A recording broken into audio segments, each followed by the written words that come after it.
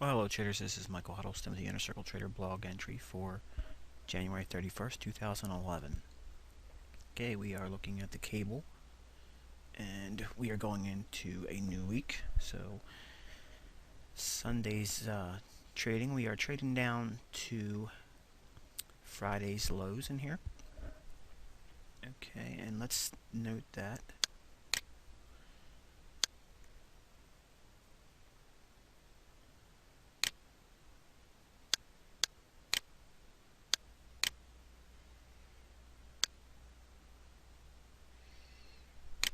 okay. Now, since we're trading relatively close to Friday's low, and we're trading down to it, we could reasonably expect to see a bounce in here. So, reviewing our potential support and resistance levels, previous days high and lows are awesome points of reference.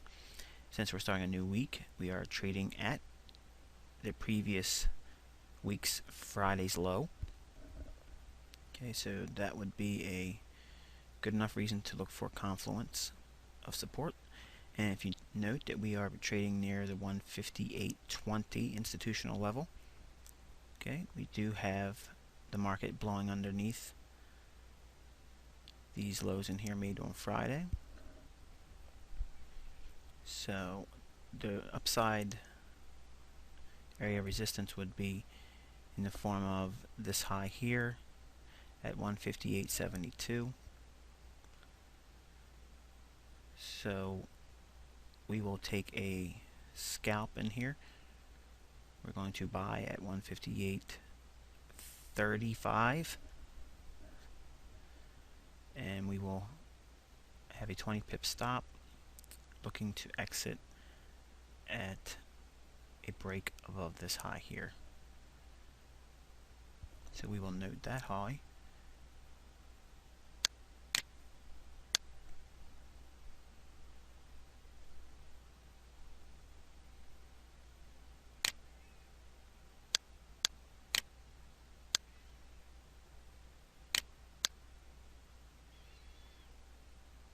Okay.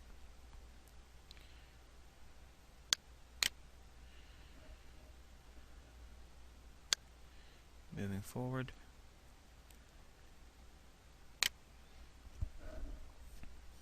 Price trading at 158.35.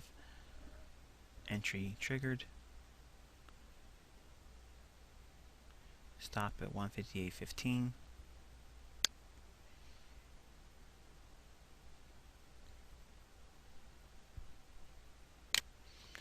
Price trades through this high in here.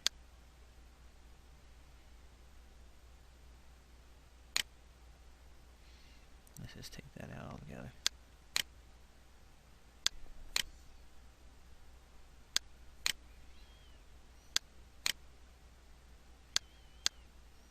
Okay. Offering nice little scalp in here. Now the setup going into Monday morning, this was the swing trade setup. Going into London session, we will plot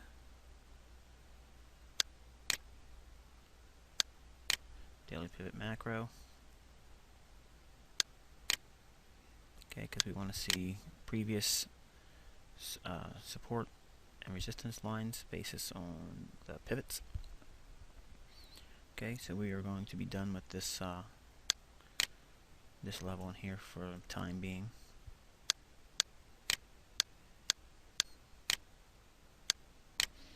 Okay, here's the central pivot point, and we're going into a new session in here. So we have price in the buy zone. Okay, because the next support level here being S1 would be at the figure 158 even. Central pivot point came in at 158.83. R1 coming in at 159.42. Okay, we have a price low, and we are presently moving higher. Okay, you don't want to chase it. So if we have a central pivot here and S1 in here, what lies in between those two pivots? It's a midpoint, that's right. Okay, so we're going to be looking for price to possibly look to retrace back to, and it doesn't have to be like this, but we would be looking for a retracement from a high, from this low here to a high. Once we see price start to turn down, we will be looking for 158.40 level to represent our midpoint. Okay, so moving forward, price offering resistance at the central pivot. Okay, price starts to swoon, go lower.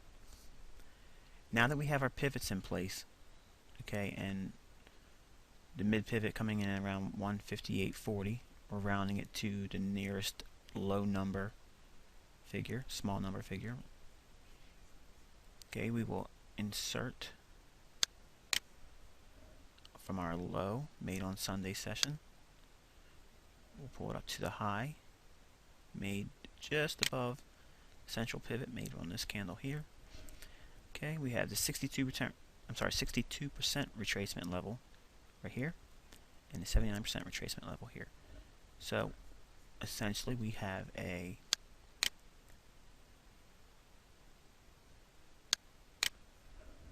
sweet spot to enter in this vicinity.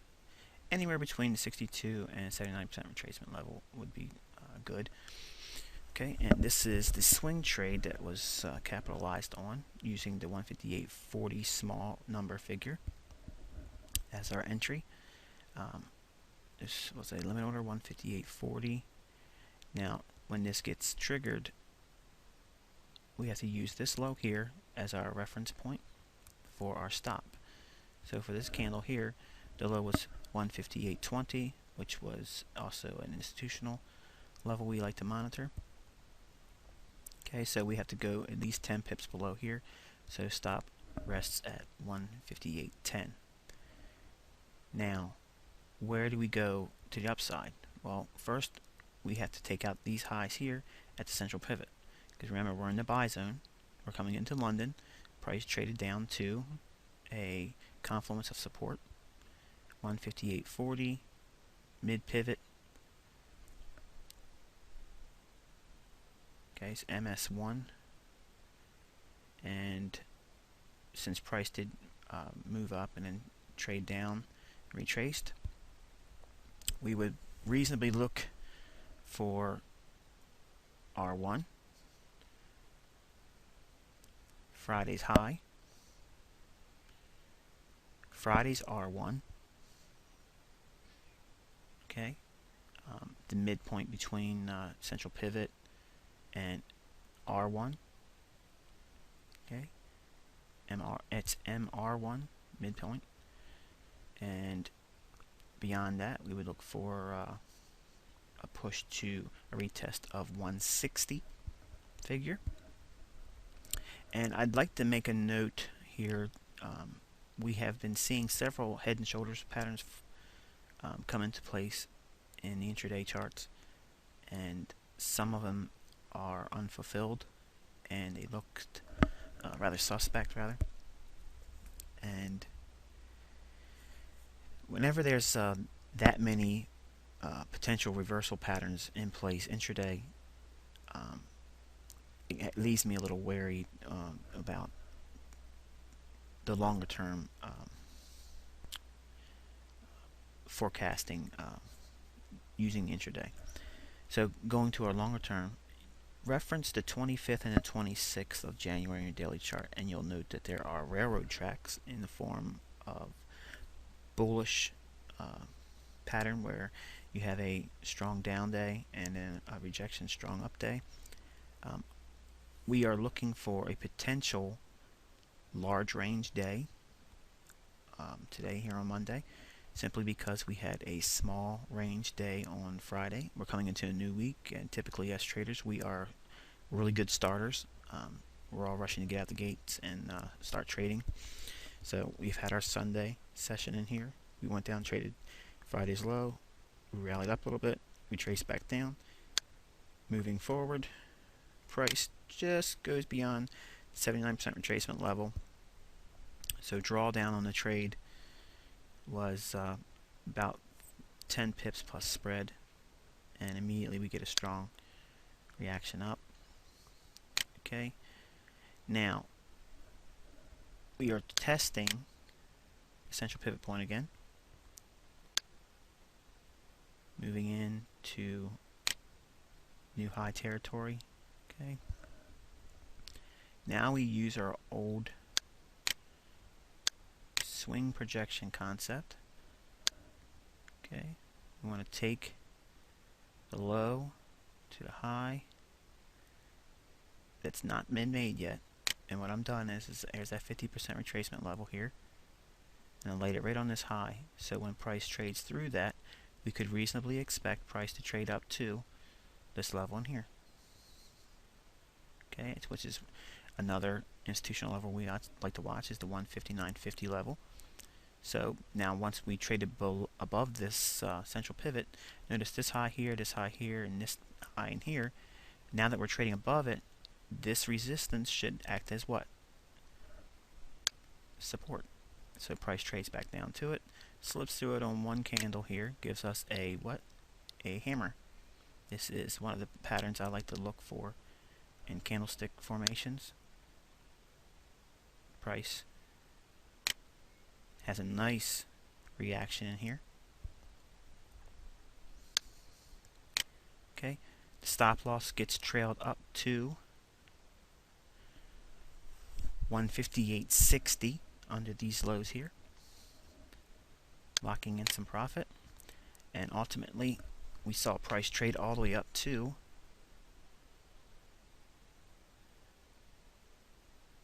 R2,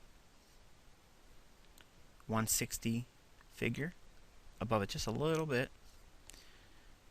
Here is R2 from Friday, 160.42.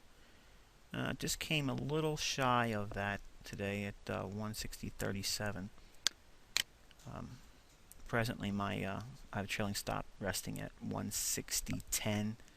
So should we trade down here and take that out, it will put me flat for the day. There was 30% taken off at 159.20, and I'll tell you why I did that here. Let's go and remove. Well, let's show you one more swing projection first.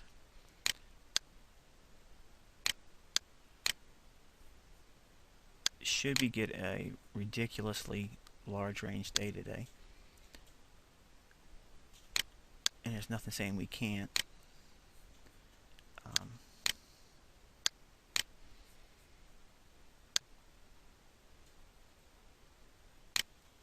Okay, here's our 50% retracement level. Okay, and I placed it right on this high here from Friday, from the low made on Sunday. Should price continue to move higher, and right now looking at real time, real close to my stop right now, so we could very easily trip it, but that's fine if it does. But should it continue to move higher, we could see a price move to today, or if not tomorrow morning, up to the 161.15 or 161.20 level in that area. Okay, but why did I take partial profits, 30%? Okay, here's what we're going to do. We're going to pull up an indicator I've already shared with you. Go to the first post on the thread on baby pips, and you'll see average daily range. Okay, see this blue line in here? That was giving me my projected high of the day. Should we stay within the normal parameters of R1 and S1, and it came in at 159.24. So you already know what level I'm going to be looking to get out at, which is 159.20. So in this area here, scaled out 30%. Once we broke above R1, stop became 159.20, and the trade is still net long. So that's where we're at presently, and 2 trades so far, one still active, small little scalp in here. Okay, we're going to zoom down to a 5-minute chart.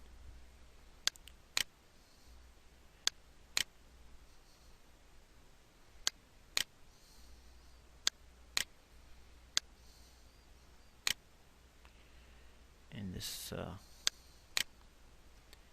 magenta, I guess that would be considered magenta colored line, denotes where my resting stop is.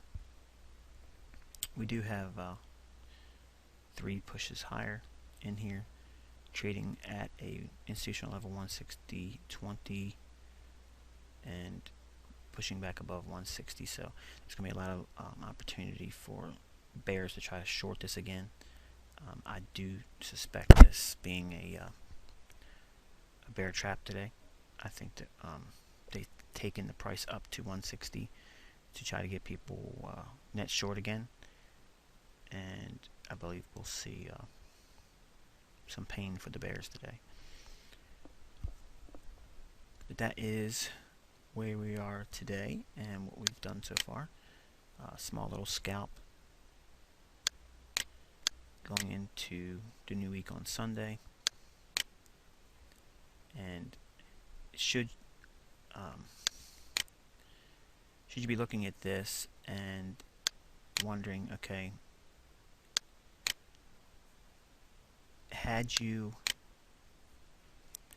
missed going long in here, and you've missed long going in here, okay, you could have easily taken the New York setup, which is in here, using the London session high. Okay, so when price traded down to it, central pivot now acting as support, you could reasonably expect to go long in here. Okay, so it's not difficult to allow price to give you another opportunity to get in, but you just simply have to have the patience to wait for it. And say you missed this one here,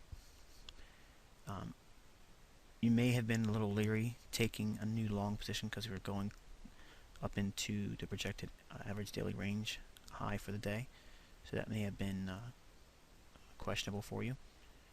But for those that had the similar expectation that we were probably going to see a range expansion day to the upside, this could have been, while still something to be aware of, we did have a bull flag formation form in here, and we still hadn't fulfilled R1, so that was likely to at least get price to try to reach for that, if not just to go up there and reject.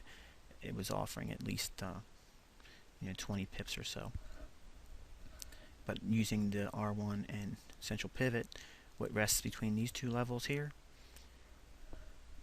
MR1, mid-range resistance 1, and note that there was really nothing in terms of MR2 midpoint between R1 and R2 lending much resistance at all. It just sliced right through that.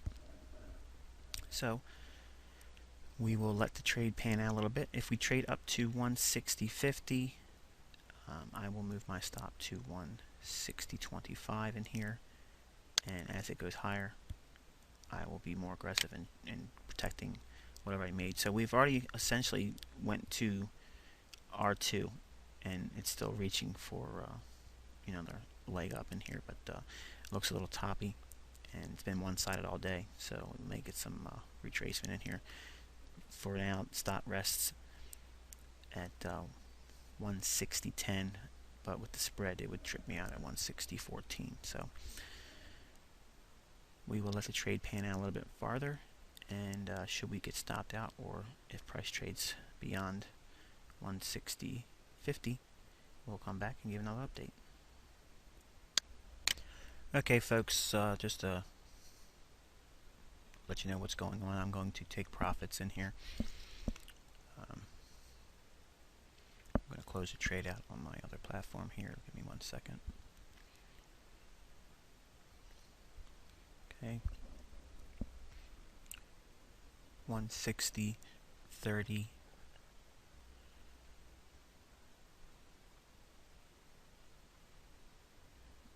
Okay, 160.30 was my exit. So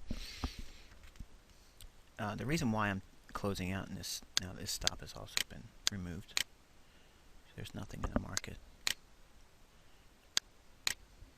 The reason why I've elected to close the trade out, because number one, time of day right now is going into noon New York Standard Time, and basically London session is closing, or if you want to view it as closed, the bulk of the range has already been put in for today. We traded the numbers, and for that, that means basically we traded at least 4 pivots. So we have R2, MR2, R1, MR1, central pivot, and we have MS1, mid support between central pivot and S1. Okay, so if you count that, it's 1, 2, 3, 4, 5, 6 pivots were traded to today. So that's a pretty dynamic range for today. And around this time of the day, we'd like to anticipate a trade to slip back down into the day's range. So the range for today is this high here and this low in here. Since we are at the highs of the day, profit taking should come in and price will slip back down into the range. This is the swing trade setup, intraday scalping concept that I've mentioned early last year when I made the first thread, what every new and aspiring forex trader wants to know. Not the one I'm presently hosting, but the previous one from earlier in the year, last year. I mentioned there was a trade that sets up in the London close. It's very consistent, but one of the parameters is it must go to or beyond the average daily range for the currency pair, and we do have this here. So it's really set up today to do well.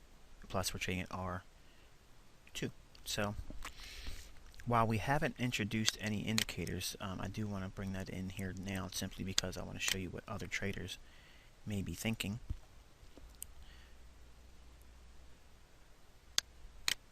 Okay, we are overbought. Basis momentum. It doesn't mean we've been overbought all through here. So if you were expecting the market to crash down here simply because we were overbought, you would have been mistaken. So this is the trap that indicators put you in. And had you looked at this could have looked like a bearish divergence in here. For instance, let's go back here for a second. Let's just say you just saw,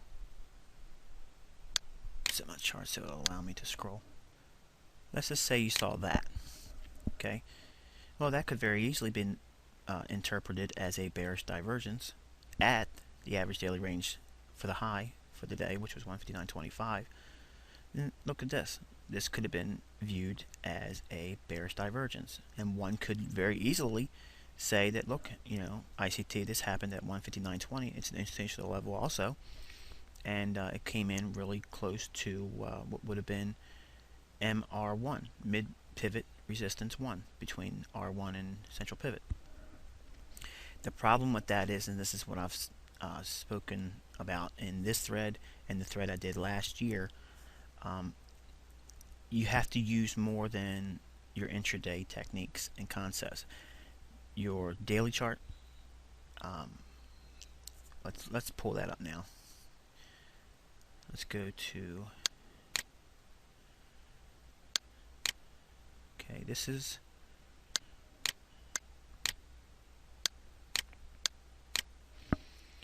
These are the railroad tracks I was referring to at tweezer bottoms.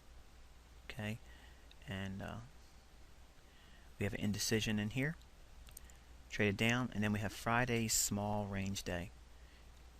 Sunday we didn't gap down lower, we didn't gap up higher, we was basically almost unchanged. So when we traded back down into the low of the previous week, we could expect to see price try to at least go for Friday's high. And obviously, because we're in a small range day, the pattern that I've already explained to you, looking for small ranges, moving to large ranges, small ranges to large ranges, that cycle that takes place in the market came through for us today here. Now let's go to why we would have negated using intraday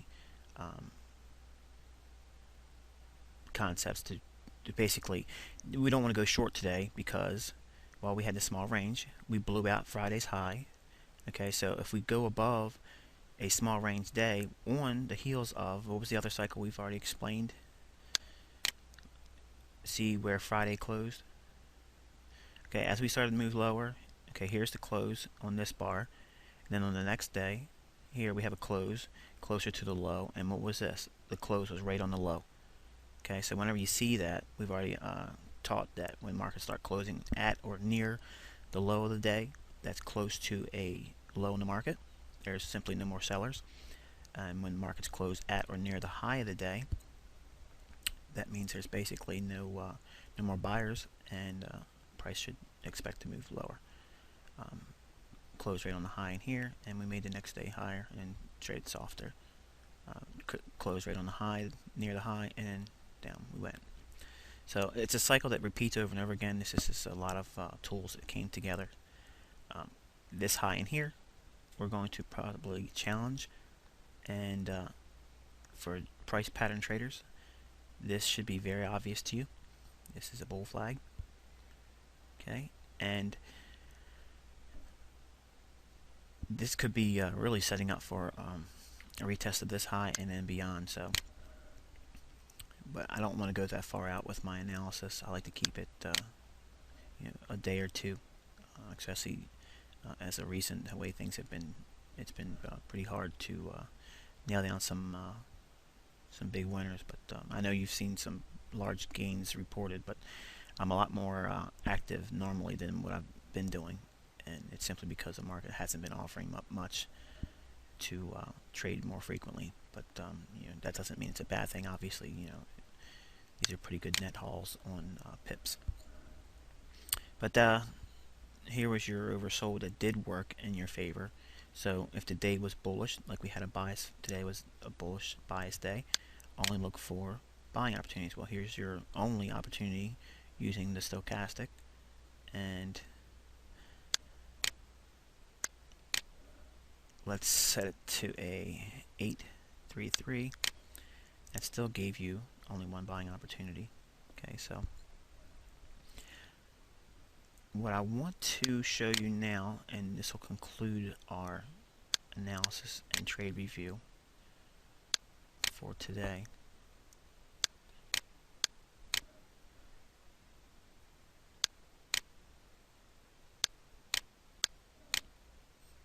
Okay, let's go to a 1 hour.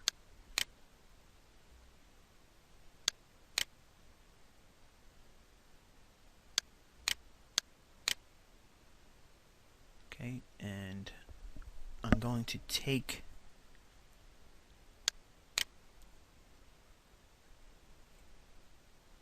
and plot the fractal highs and lows on the chart.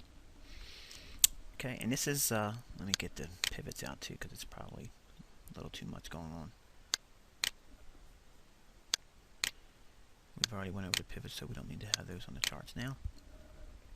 Here's Sunday's trading and the initial swing into London, setting up the retracement or optimal trade entry in here.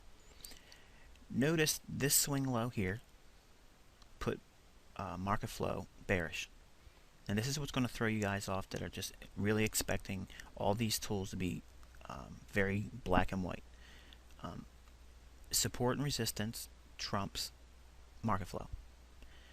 all the other tools suggested that this was an opportunity to potentially look for a bounce.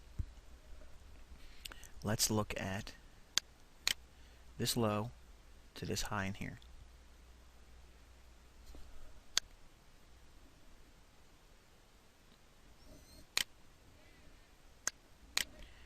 What's this, guys? 62%, 79%. Bingo. Okay, optimal trade entry. Okay, so you have to be looking, again, this is a 1 hour chart, you have to be looking at your higher time frames.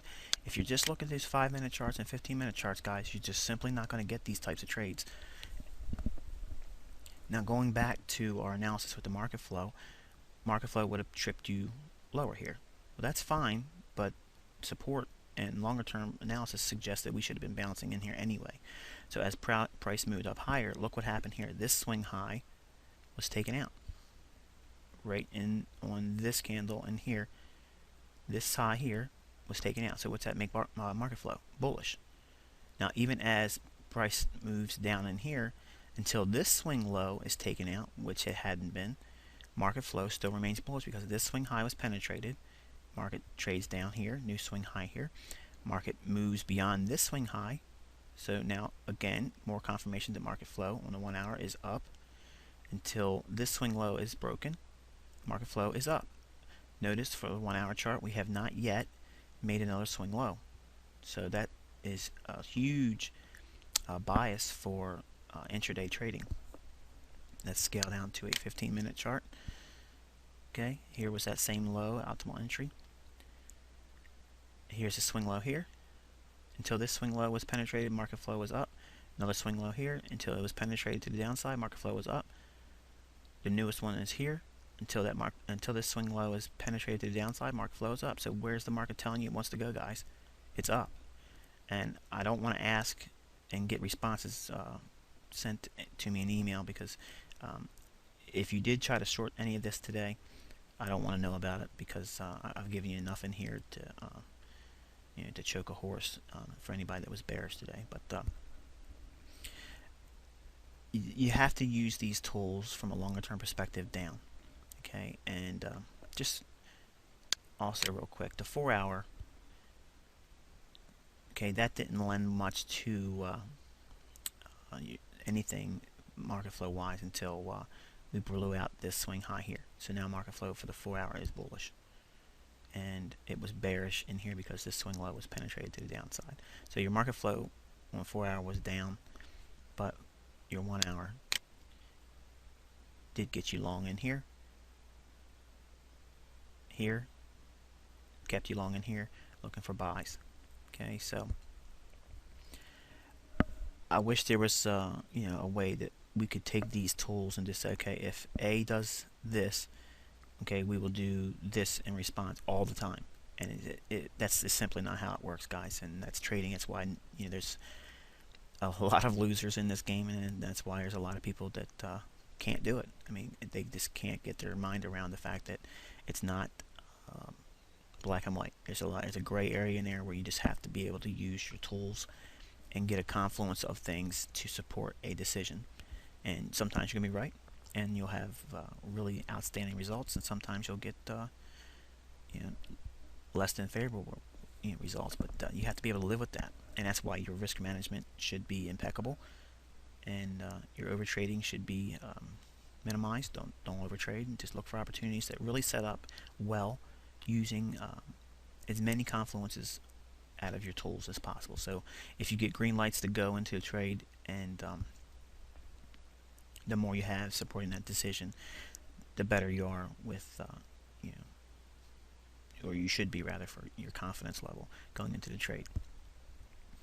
But I gotta tell you, this right here, this market structure is while it does suggest higher prices, all in here was very difficult, and those environments are very difficult to trade. And if you did get beat up in here, just chalk it up as experience, and hopefully these types of days. And I'm hoping that some of you guys have caught at least some of this. You maybe didn't get this one in here, but I certainly like to believe that some of the tools that I've already given you would have gotten you long in here on the retest of the central pivot. Okay, and then market flow being bullish on the 1 hour. So, okay, market traded up to a high of 160.40 and 10 pips short of projected high of 160.50 basis swing projection. So with that, guys, I hope you gleaned a little bit of insight from this example, and I wish you good luck and good trading.